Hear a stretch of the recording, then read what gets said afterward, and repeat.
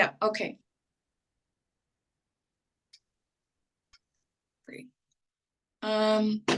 So we'll be recording, and of course, this is not, if you want to sit with these documents for longer and follow up later, or if your preferred way of communicating is not in a Zoom room or verbally, you can always, first of all, we're going to have a post-workshop survey with some more detailed questions. But we're also going to have an input form, and you can always reach out directly to Amy or any of her colleagues. So please don't feel any pressure to speak right now. But yeah, with that said, does anybody have initial comments or questions that they'd like to address?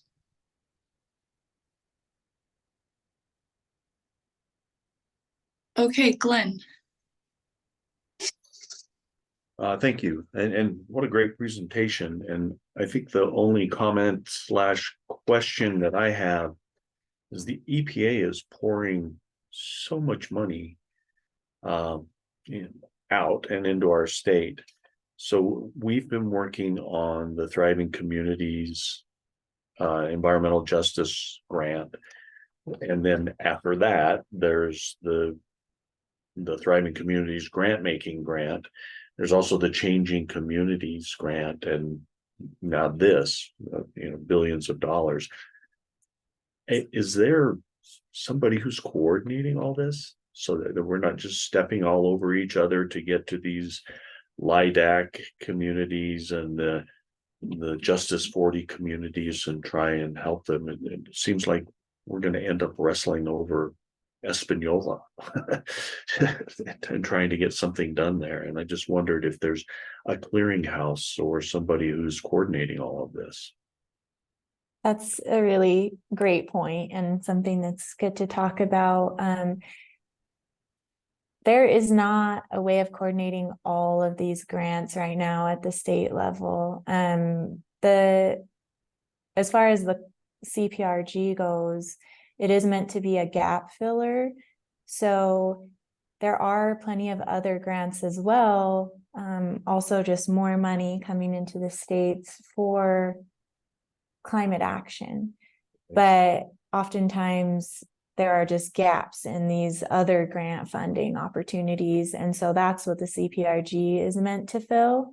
And so in that realm, in the climate action grants realm, we are starting to get a hold of what money has come to the state, what are other people applying for, and trying to figure out where the CPRG fits into that and will be best used.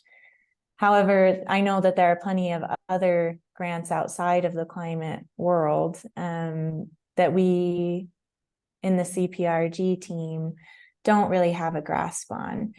We're definitely aware that there might be some engagement fatigue. It takes a lot of time for community members to come to all of these events. And so I think you bring up a really good point that we should be coordinating and trying to minimize how much time we're requiring of people and being as efficient as we possibly can. But I hadn't thought about it outside of the climate action world quite yet, but I think that's a great point. Thank you. Yeah, this is Joe Little.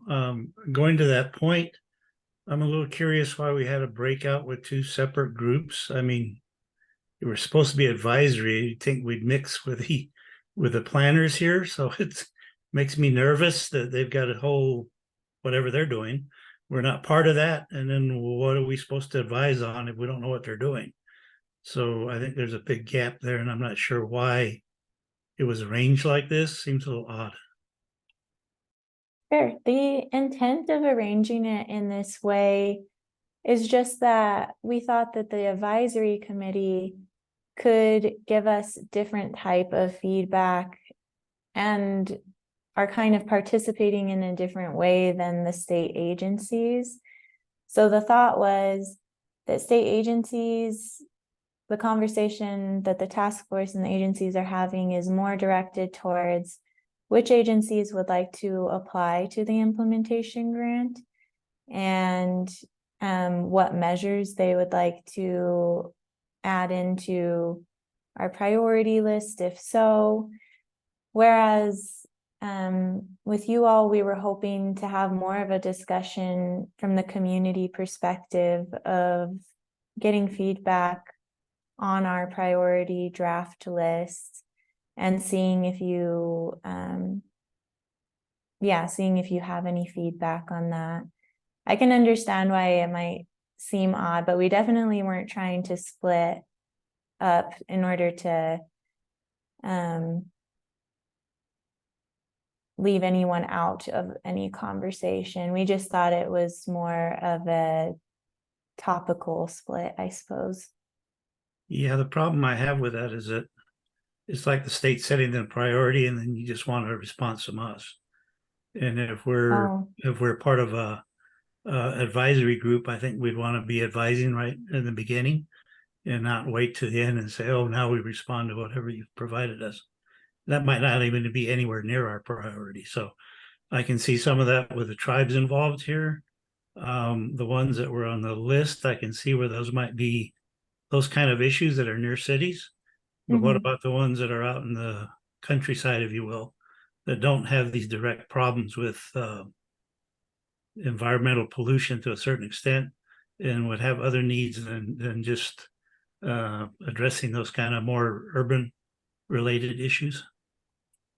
Certainly. And that's exactly why we want to talk to you. This is not we're not close to the end right now. This is a draft that we've just created and are sharing with you at the same time that we're sharing with other agencies. So I don't want it to come across as though this list is set. It is not set by any means. And we actually do want your feedback on that. So for example, if you think it's too focused on urban measures, that's great feedback.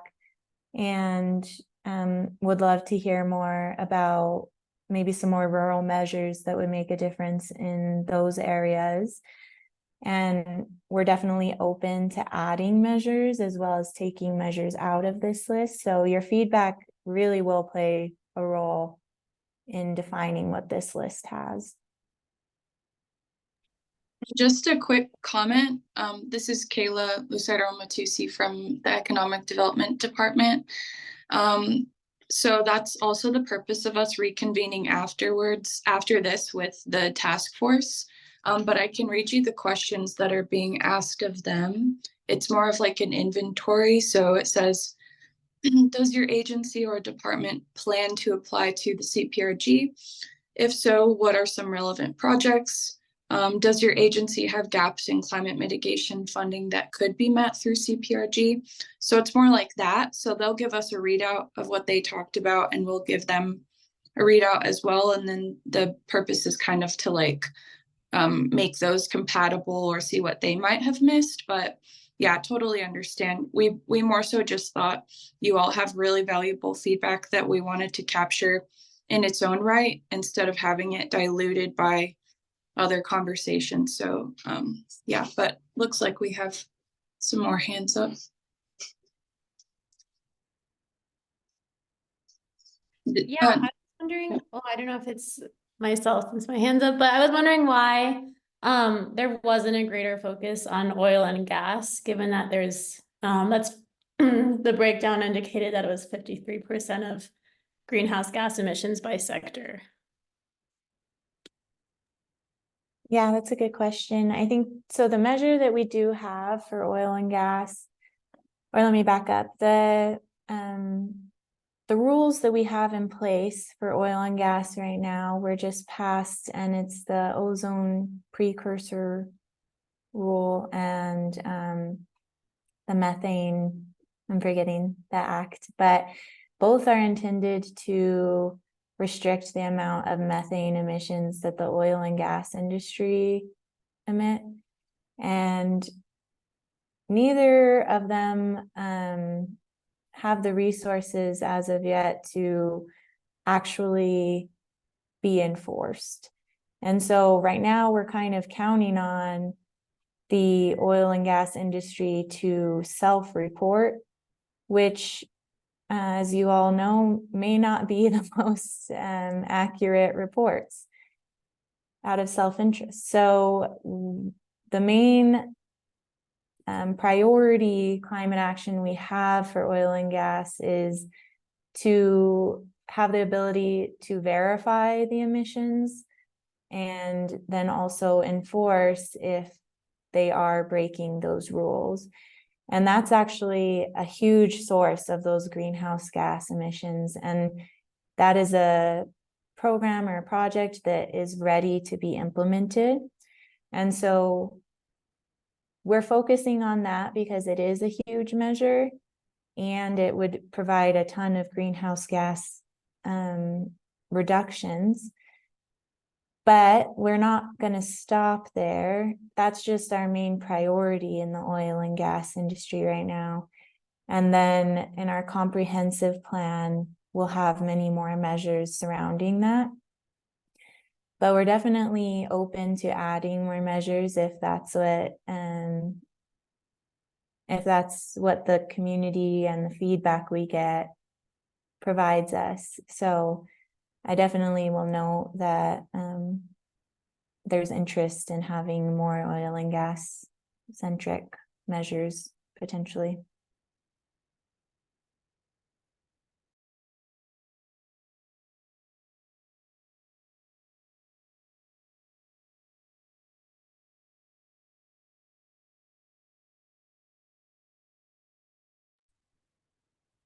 Okay, so the discussion questions that I had written up, and it sounds like maybe we should head in this direction. From this list, has NMED overlooked any important priorities that you're aware of? And would you like to amend or alter any of the existing priorities on the list? Ooh, my hand is up. That's an accident. If it helps, Kayla, I can also share that list of priorities on the screen. Yeah, we can absolutely do that. Okay, just give me a minute to pull that up.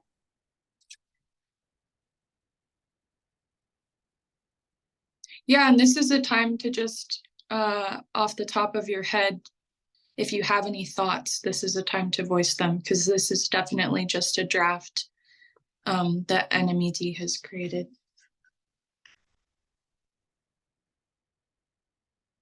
Hi, this is Atsa. I have a couple of comments if now is a good time to raise them. So there was a comment earlier about how we coordinate. I think having Michael Guerrero kind of keep an eye on that, because he and I are both on Justice 40. Michael, being a part of CCP, is on both the C3 and the C4 tables, so kind of understands some of that coordinating, and has just, as part of his duties under CCP, following a lot of the funds for the places that we're looking for these grants. So I would say, because he does have a contract, that may be a good place to maybe situate that type of support.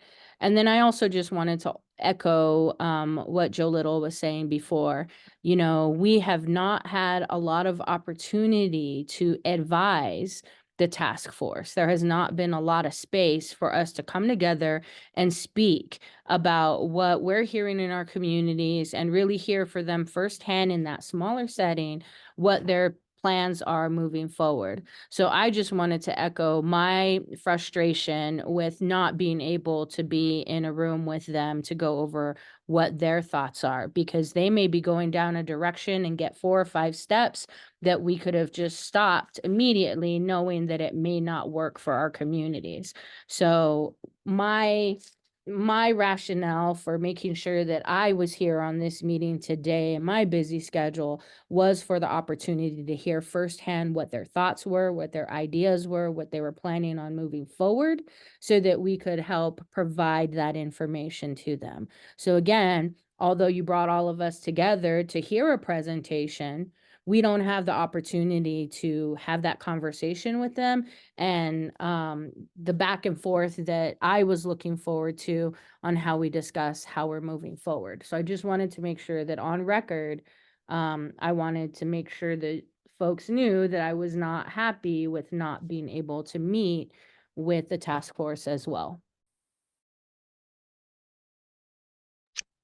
For sure, I'll definitely note that. And we're moving to a larger group discussion after this with the task force, so you will be able to interact with them. Yeah, I hear that, and I hear your frustration, and I can see why. I think that the intent, so I am working for a state agency, and I would like your feedback. And so although the whole task force isn't in this room, your input when I share the screen with this priority climate action draft list will impact the future of what we apply for and where funds go in the state. And so I don't want you to think that this isn't a valuable conversation. I definitely hear your frustration, but I'm hoping to still get some feedback from you all for this program so that we can take your input and what you have found through your communities and try to apply it into this program. And then, yes, we definitely will join again in the second half of this meeting to recombine with the task force. So I'll go ahead and share my screen if that's all right with you all. Daisy, did you have something you wanted to add?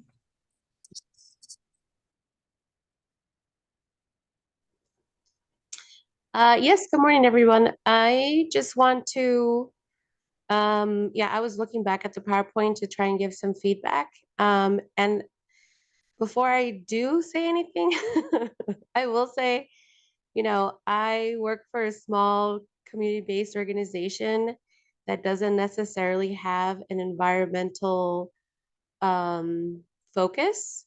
And so asking me about how, you know, what are the priorities or what should we do?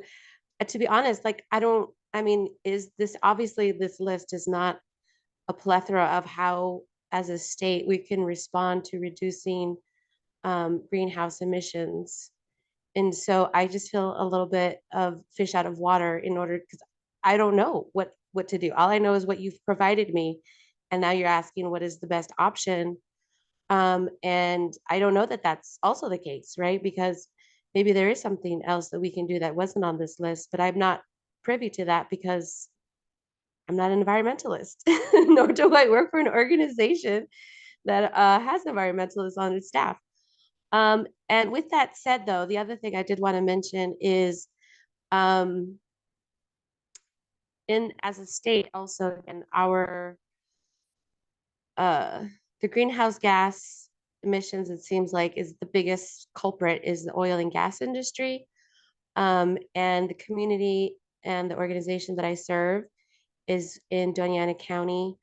And there's no oil and gas industry here.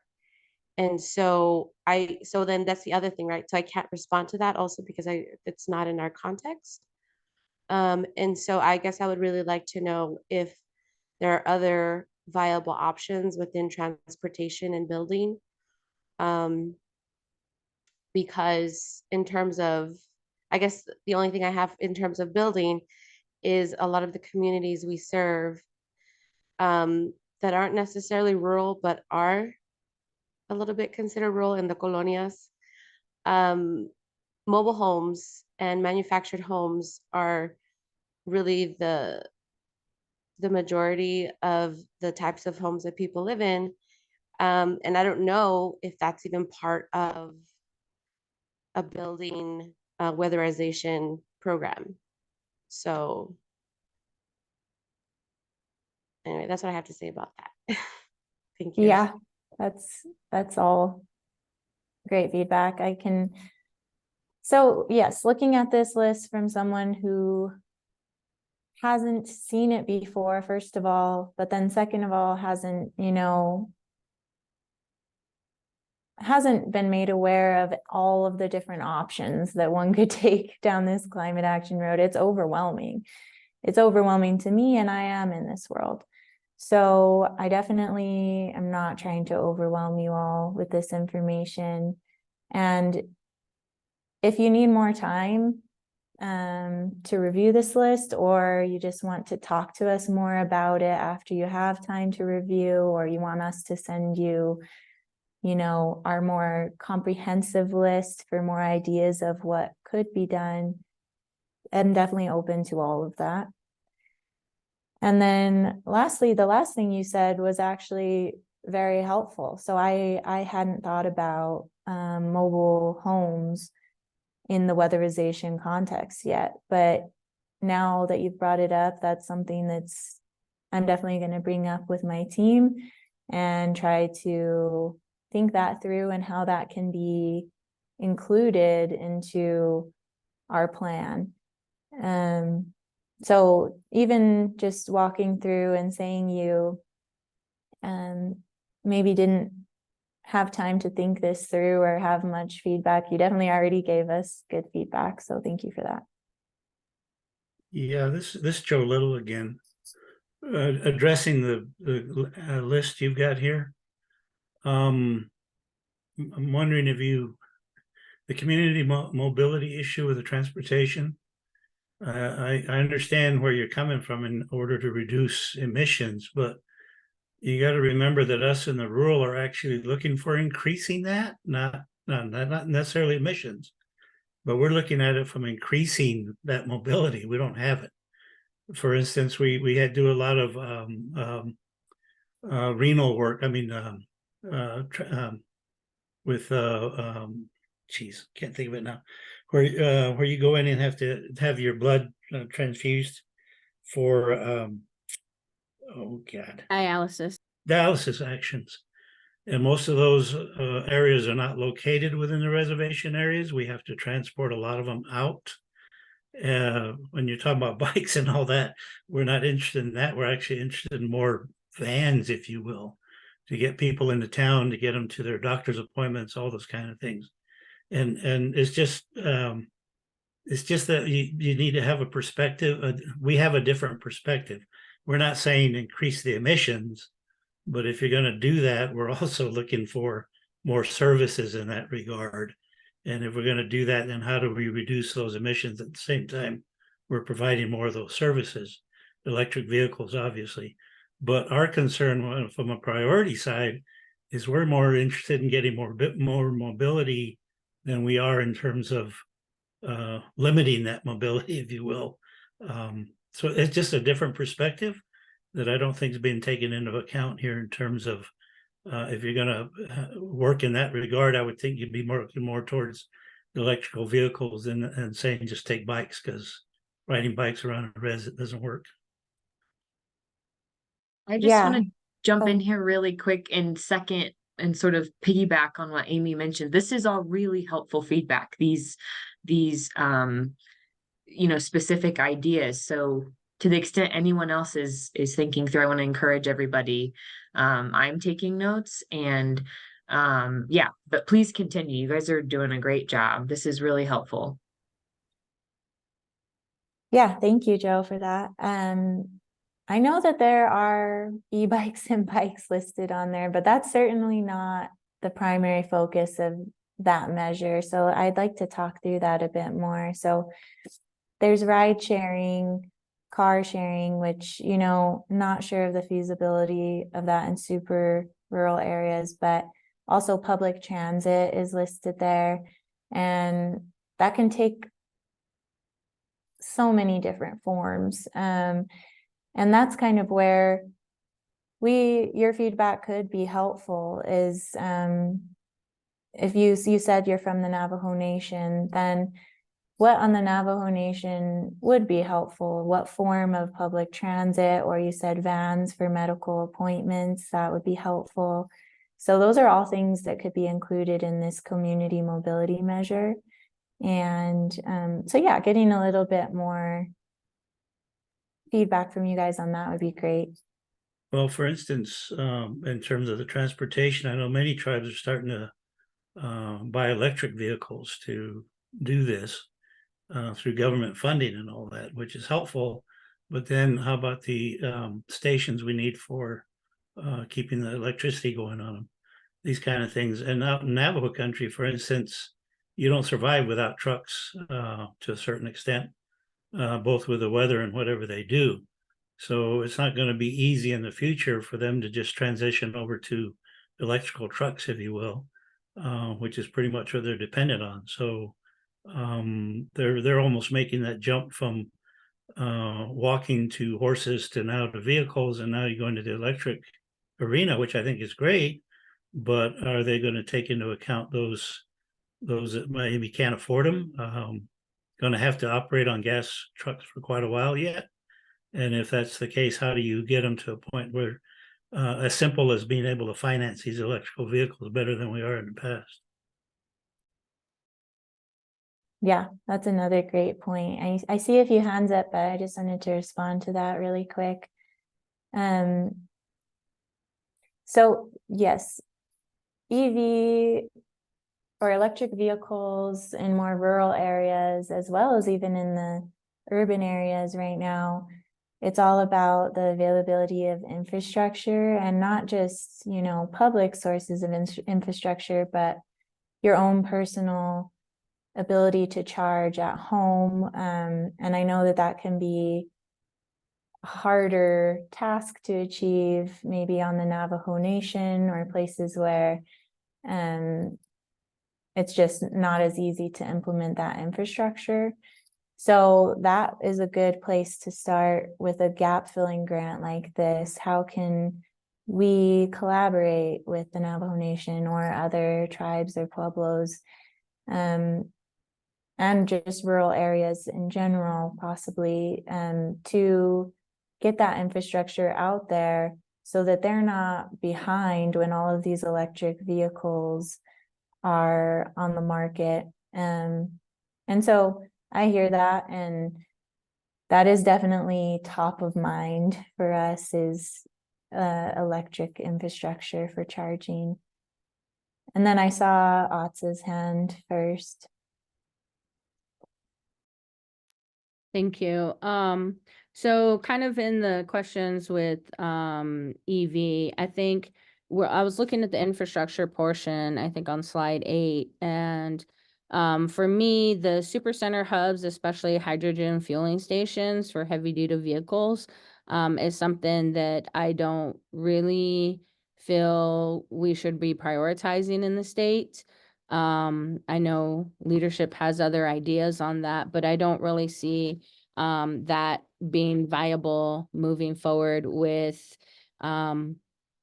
the new information about like green and blue and just how much water intensive they are. I know there's been announcements out there, but for me personally, I don't think that's something that will be really well received in a number of the communities that we help represent. The EV infrastructure itself is something that I think we're trying to get more support for in our tribal communities, and in particular in the Navajo Nation, and would really benefit travelers going in those particular directions. The Clean Bus and the EV rideshare fleets, you know, those I think work better in the urban settings. We really, I mean, I've always thought if we had like a rail, it would be awesome. We haven't gotten to that point there. But as far as incentivizing vehicles being sent to the state so that we have vehicles to buy, and then having the infrastructure makes a lot of sense for me. The weatherization program itself would be really beneficial to a number of our community members because that is such a huge thing that we're not considering in terms of the use of electricity that could be much more efficient. So I'll stop on there and see what other folks have to say, because I don't know how much time we have left. Yeah, thank you. That was all very great information. How about Glenn?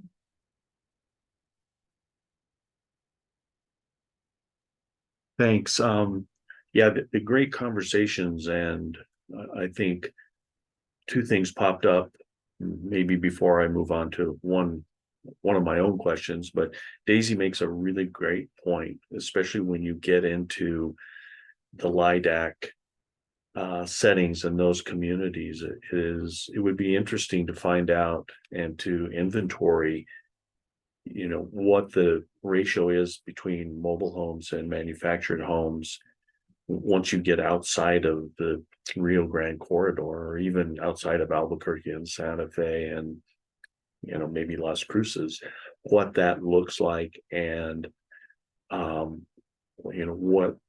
what the gaps are, or where that gap is that your program could fill. And also to the EV point, there's such a huge push now with the Clean Air and Clean Car Act, as well as the incentives. And there's a $4,000 used car incentive. There's a $7,500 tax rebate, which don't necessarily translate to people who don't have a tax liability. And so I think, I don't know if there is the possibility of using those gap funds as some sort of financing mechanism to help, somebody get a Ford F-150 Lightning out on the Navajo land, which would be a truck and also an EV, and certainly lifting up the infrastructure for charging. I did, in the presentation, there was something that was not necessarily clear to me about long duration storage. I think there are several of us that may have gone to the RIA 2-day conference, and I noticed that this was long duration storage was a low priority on your presentation, and I'm wondering if that was just the non-battery storage, because I know Kit Carson is looking at green hydrogen storage, and I think to Atsa's point too, most of the environmental community is not really thrilled about hydrogen. But seeing all the different battery storage opportunities and options at that conference, I'm wondering, why is it a low priority because of the non-battery aspect of it? Yeah, all great questions and points. For long duration storage, I'm certainly not an expert on all of these measures, but as far as how we prioritize them, we were thinking of first, how much greenhouse gas emissions will they reduce? Second, how much benefit would it provide to the community? And then third, how ready is it to implement on this short time scale? And so that might have a role in it as well. Just I'm not positive, but I can certainly check and see with my other team members why that got the rating that it did, and get back to you with that.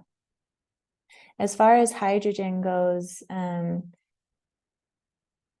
know that that's a controversial topic, and I know that a lot of people aren't supportive of it. And I've heard that from quite a few people. And if you wouldn't mind, when you, I know that maybe it's the water supply. Some people sometimes don't approve of certain types of hydrogen production, while they do approve of others, while sometimes they don't approve of any. So if you would please specify when you talk about hydrogen, maybe give us a few reasons why you aren't supportive. I think that would help us in moving forward to really implement your feedback. And the questions that we put in the post-workshop survey will be informed by this conversation, so I can make sure to cover that in those questions, and there'll be room for like further explanation too. Yeah, that would be really great. And then the next hand I see up is Mayan, and please correct me if I mispronounce that. Hi, yeah, it's Mayani. Okay. First, I had a comment and then a question. And my comment kind of goes back to, the same vein of what Joe Little was talking about earlier, in that, there's a lack of infrastructure, especially in rural and tribal communities. And in that reference, it was to EVs and, just needing more transportation. But I also see that with electricity and buildings, and the need to, actually electrify many buildings who don't even have or disconnected or, just never connected to the electricity system. So to make sure to expand this to off-grid as well. And just pointing to, that will actually reduce greenhouse gas emissions as well for, the burning of fossil fuels for home heating. So making sure that this encompasses that. And then my question was just how you look at community benefits, if you require community benefits plans with submission, or, what quantifiable or qualitative metrics you look for. Yes, that was great feedback. For the community benefits part of the grant, there is a community benefit, or I guess they just call it the community benefits analysis. And then there's also a low-income disadvantaged communities benefits analysis. And that's the term that I mentioned in the presentation that the EPA is using in all of their CPRG guidance and such. So yes, we are doing 2 types of benefits analyses, and then what those encompass, it ranges quite a few things. So it could be health benefits. How would the reduction in emissions translate into less hospitalizations or deaths? Then there's workforce benefits, and we're also doing a whole workforce planning analysis portion of this grant. And how can the transition into these new energy sources or through these climate projects, what workforce benefits could be provided, whether it be transitioning into a different career, training, creating jobs that have benefits, more pay, all of that.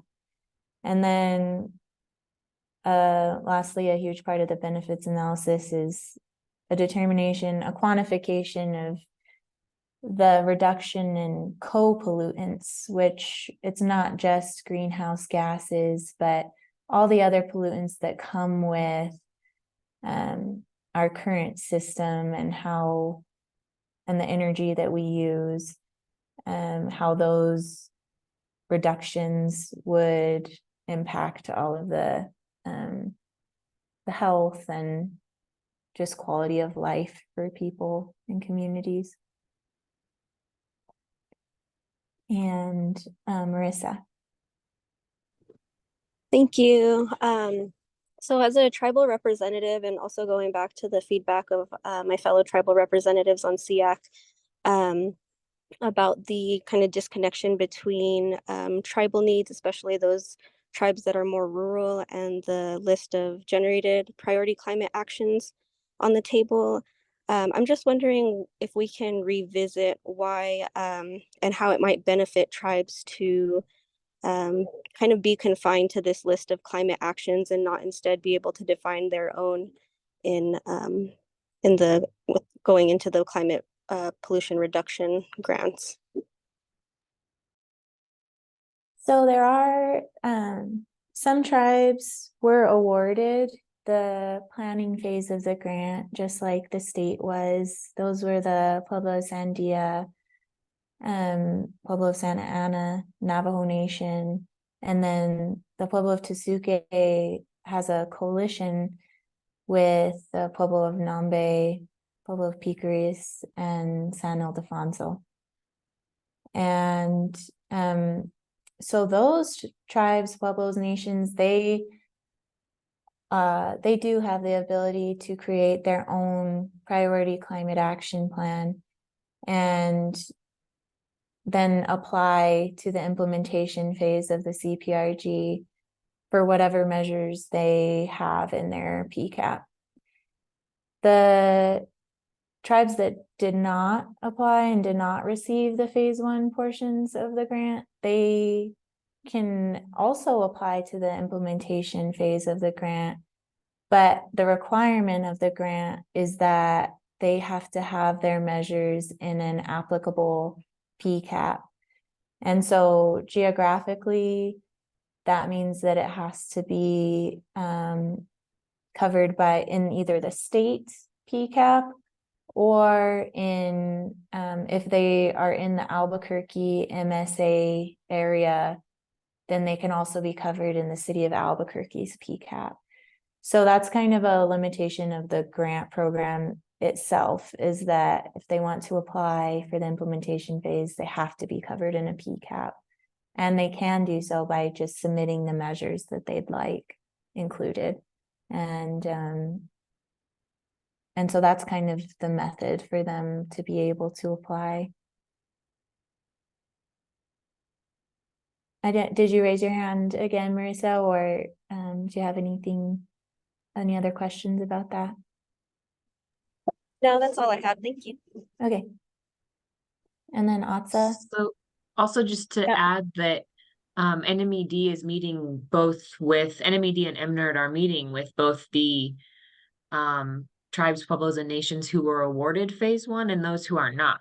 And they are providing us feedback on this list as well. So just wanted to make sure that came through as well. Is that something that maybe SEAC can also, or maybe even just the SEAC tribal members can be a part of potentially, or is that an official tribal consultation meeting? It's not official tribal consultation, it's tribal engagement with the various leaders within the, I'm gonna like very much generalize the environmental context. But if there's someone, it's the environment department directors primarily. Right. Okay. Because that I think a couple of us as folks that work in the industry might be helpful to assist in that meeting. But the other thing I wanted to just point out is you know, I'm just extremely concerned about any hydrogen related projects, and I want to make sure that y'all are aware that any particular projects, they really need to be subjected to strict evidence of carbon reduction. Part of what we hear or what we see a lot of times, especially with the federal definition, is, you know, just says reduction, but like how much of a reduction for what we're investing in is what I'm getting at. And then my last comment, I wasn't sure if Wendy was on or was going to make any sort of comment on this, but I wanted a little bit more info on the implementation of the methane waste rule and the ozone precursor rules. Like, what are you guys planning? I see there's a big star there, so I just wanted to see if you could flesh that out a little bit for us. Sure. So the first thing that you mentioned was possibly joining those meetings, and I don't see a reason why not. I think that our purpose in having those meetings is to make sure that all of the tribes we're coordinating with have the best chance at being able to apply. And so if you think that being a part of that meeting might assist them in that, I think that would be great. And so we can definitely talk about that further. And then for the hydrogen portion, I do really want to convey that that is certainly our goal, is to reduce greenhouse gas emissions. And so as part of this application, we're required to quantify the amount of greenhouse gas emissions each measure would reduce. And so that would be a part of our analyses, and definitely as we work on those analyses, we'd be very happy to share the results of them. And all the while we hear you that maybe that's not a measure you want to see. So we'll keep that conversation going, because we definitely want to make this list representative of what our state wants. And lastly, for the monitoring and verification of methane emissions, so we have those rules, the methane waste rule and the ozone precursor rules. And those are rules to limit the amount of methane emissions that industries can emit.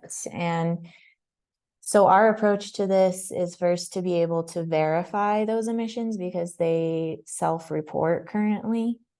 And there's a number of different ways we could verify.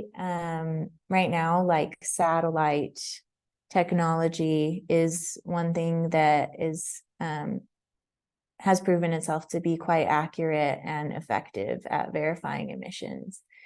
And then secondly, we want to be able to then enforce those rules. So if we determine that they are breaking the rules, then have an enforcement procedure around that, because currently that's lacking in the state.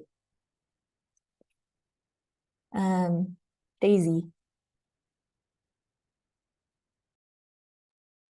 Thank you for that. Actually, that goes along with my question just about that piece of implementation and monitoring.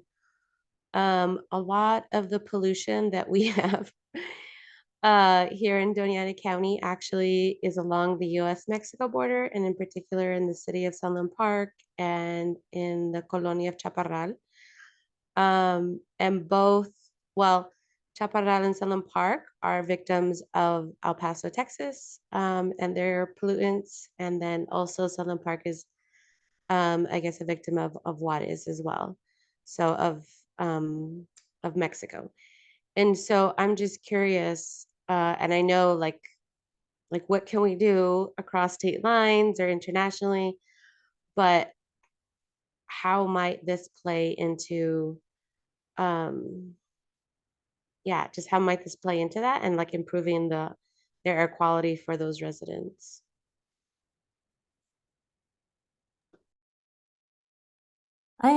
To be honest, I don't know if I have a great solution for that.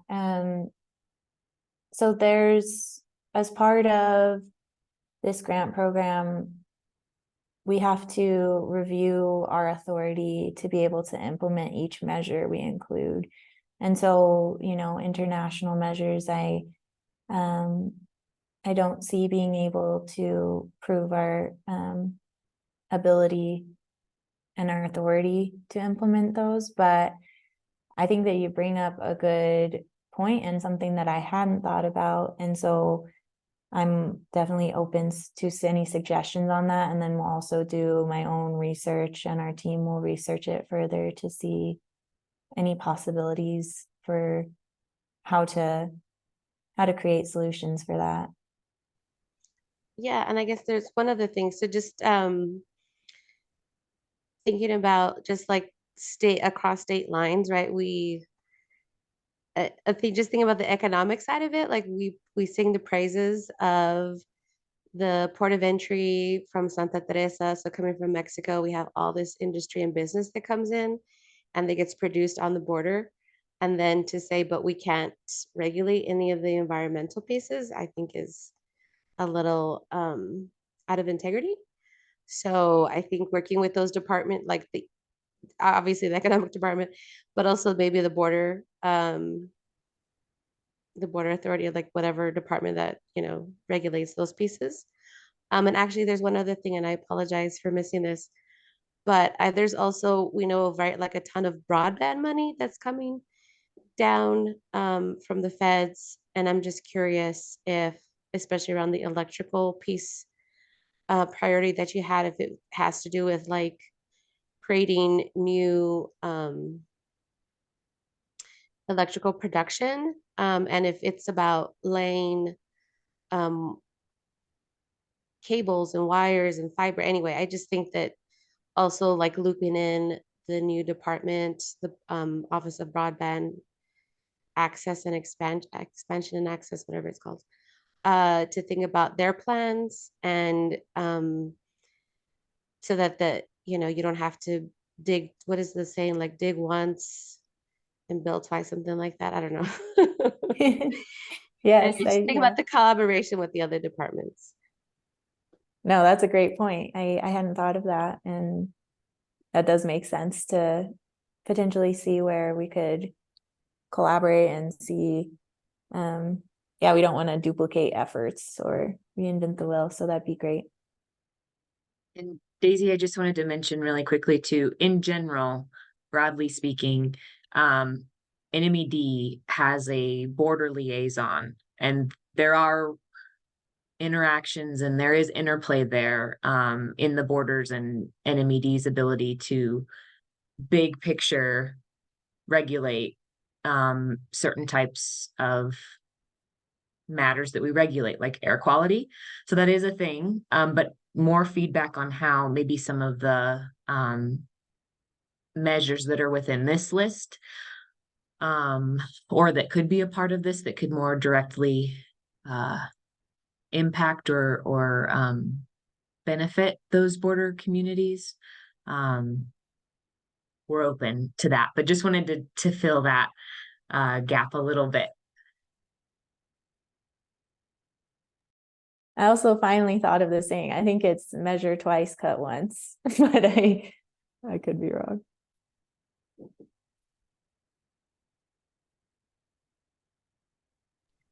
So I think we have just a few more minutes, and then we're going to move into a larger conversation with the task force. So does anybody else have final comments? And then please keep in mind, we're going to make this survey as open-ended as possible. And if you want to meet with NMED to discuss this list further, you can absolutely do so. This is just like the starting conversation.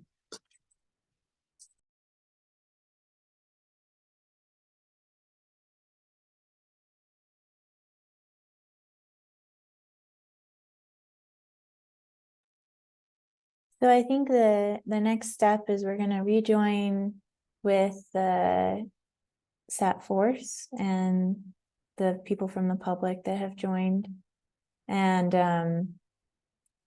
give a little recap of what we've talked about, and they'll give us a recap of what they talked about. So I think that we've covered a lot, and I definitely want all of that to be shared with them. But if we don't cover anything, please speak up and feel free to say something that we may have forgotten from this conversation, so that the SAT force is aware of the feedback that you guys have.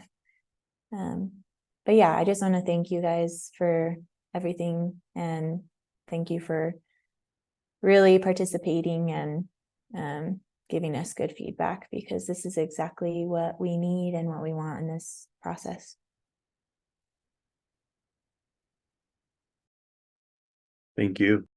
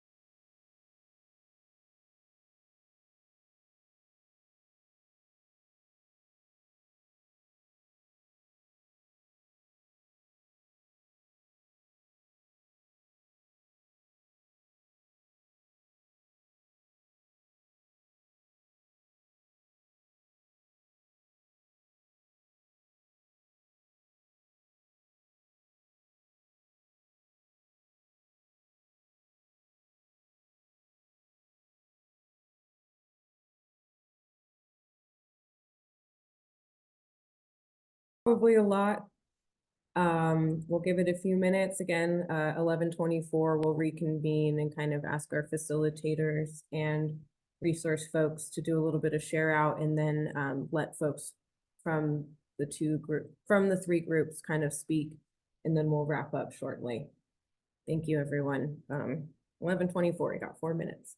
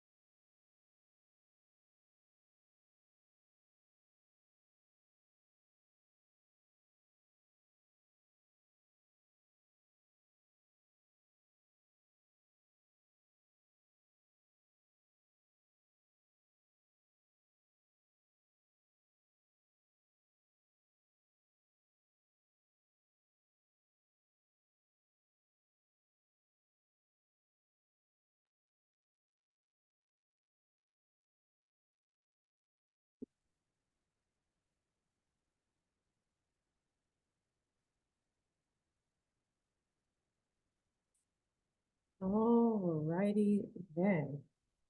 Thank you everyone for your patience. This is the first time we've tried to run a kind of combined joint meeting with simultaneous breakout rooms happening. I know there was a few hiccups, and we'll definitely get feedback from everyone in all of our groups to really figure out how we want to do this process going forward, whether or not we need to combine groups given the subject matter, etc. This did kind of, anyway, I think we started planning this maybe 3 weeks ago. So thank you. Thank you for your grace as we kind of put this together. Let's see, we're kind of in item 4.3 of our agenda, which is the set force / seek reconvene for a full group discussion. Let's lead maybe with the task force, since that's what's just showing up first on my screen. If we can have our facilitator for the task force room, Michael, and then Colt and Rachel. I mean, Michael, do you want to kind of give a broad overview of what went on in that room and then maybe turn it over to task force members to speak further? Sure. Yeah, thanks. Shawnee. So yeah, there was, I think we had a really good and productive conversation. We heard from Steve at the State Land Office about some of the priorities they're looking at. One of the things that they talked about transmission lines and other things. And another one of the issues they raised was around some of the orphan wells in oil and gas regions that need to be plugged. And so the State Land Office doesn't get federal funding directly, but this could be one gap to look at, and they're talking with MNERD about that. So then we got into a conversation about how some of the other agencies could relate to that. We talked about workforce development, and again, using the example of the orphan wells, just the amount, the labor, the amount of workers that it takes to actually plug the wells, and what it costs to do that. So as examples of things that we can plug into the priority action list, and how that relates to workforce development, and how we need to account for that and give projections on the workforce that we need to have to meet the goals of the PCAP. So then we also heard from Charlie Woolman about the State Investment Council and what they're doing in terms of investing in venture funds and other things where that have a focus around climate change. And so not necessarily a direct tie or an investment that CPRG could help with, but it was very helpful to know some of the investments that are being made in the state in venture capital firms that are reinvesting in companies in New Mexico that are doing things, different technologies related to climate change here in the state. And then we heard from Secretary Linneman about the legislative session and some of the priorities. You know, they're looking at employee compensation, clean fuels rulemaking in this legislature, advanced clean cars 2, and tax credit for EVs, home-based and public chargers, and a lot of stuff around water and water reuse, for particularly with companies like Maxion that are now coming into the state, and how they might be using brackish water, and looking at technologies to be able to do that.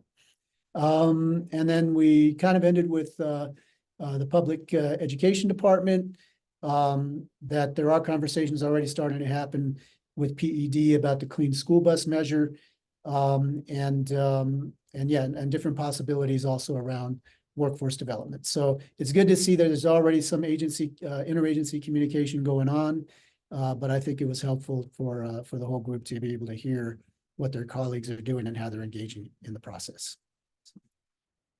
I don't know if anybody, Colt, Rachel, anybody else from the group wanted to add or correct anything?